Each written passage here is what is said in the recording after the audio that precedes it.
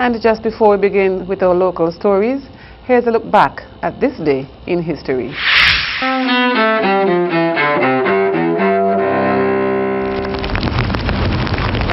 August 29, 2005.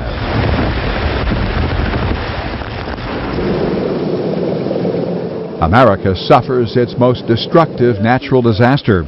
Hurricane Katrina, a Category 3 storm, blows ashore in southeast Louisiana, forcing hundreds of thousands to evacuate. Katrina kills 1,800 people across the Gulf Coast, destroying or severely damaging homes from Alabama and Mississippi to New Orleans. 80% of the Big Easy is swamped when the city's levees break after the storm strikes. Hundreds of thousands of residents and about 1 million others in surrounding areas are forced to flee. But Katrina's howling winds also drive thousands to the Superdome and to the New Orleans Convention Center for shelter. Most of them, the poorest of the poor, unwilling or unable to heed the evacuation orders.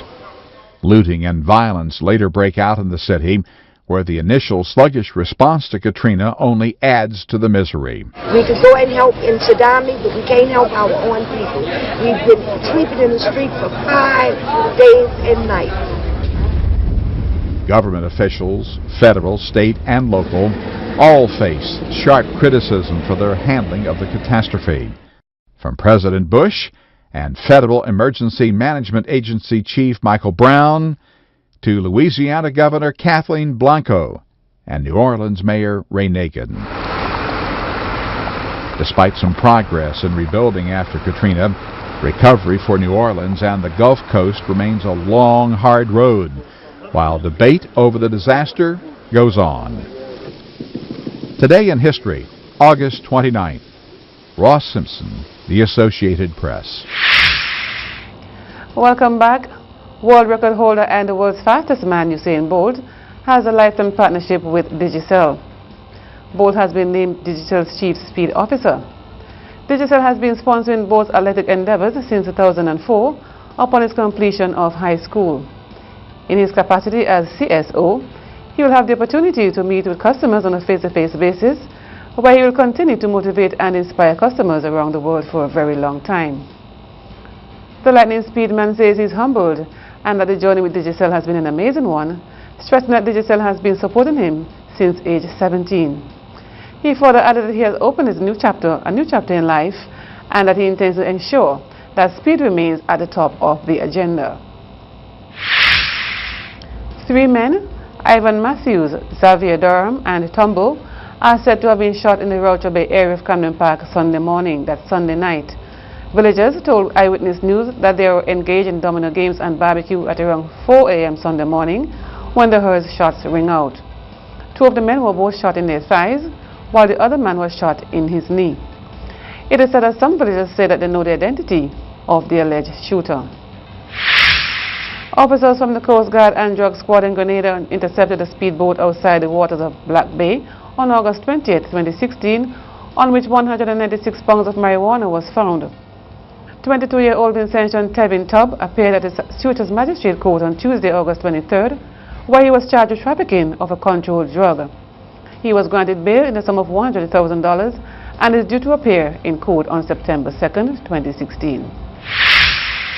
After being slapped with 10 additional charges recently, political activist and owner of Nice Radio Douglas DeFreitas is having his day in court today. His court appearance stems back from statements he made during the 2015 general elections. According to summons received, DeFreitas made statements in Congress with Section 64(1) of the Criminal Code, Chapter 171 of the revised edition of the Laws of St. Vincent and the Grenadines 2009.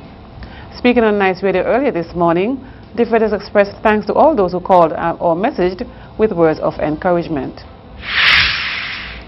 The National Emergency Management Organization, NEMO, in collaboration with the U.S. Aid to the Office of Foreign Disaster Assistance and the Ministry of Education, will conduct a safety hands-off course in Union Island from August 29th to the 31st, 2016. The course takes place at Union Island Secondary School, beginning at 8 a.m. to 4 p.m. each day.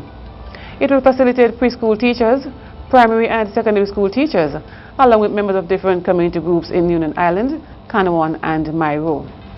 Mr. Cecil Shillingford, that's Mr. Cecil Shillingford, disaster risk reduction consultant, and Mr. Andrew Bramble from the Ministry of Education will officiate.